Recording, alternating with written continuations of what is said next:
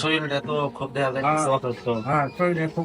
তো আপনি তো কাজ কাম করার তো সমস্যা নাই, তারপরে সামনে ঈদ আসতেছে, তারপরে কি খাইবেন বা কিনমিশি ওটারও তো কোনো মানে ব্যবস্থা হয় না।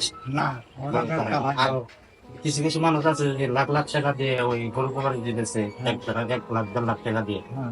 যে ওই সব মানুষের পাশে না দাঁড়িয়ে দেখেন যে পাশের বাড়ি কেউ না খাই আছে যখন এটা আপনার মতো লোক, ঠিক আছে, কোনো কাজ কাম করতে পারে না। হ্যাঁ, কাম কাজ করা যায় না। তো এইসব মানুষদের দেখলে পরে আল্লাহ তাআলা আরশ পর্যন্ত পৌঁছে দেয়, কিন্তু কিছু কিছু মানুষ বোঝে না। হ্যাঁ হ্যাঁ। তো এই তরফ থেকে, আমার তরফ থেকে আপনাকে আমি 500 টাকা দিতেছি। তো আপনি কি করবেন? ওই এগুলো সেমাই, চিনি, তারপরে দুধ আনবেন, আনিয়ে বানিয়ে খাবেন, ঠিক আছে?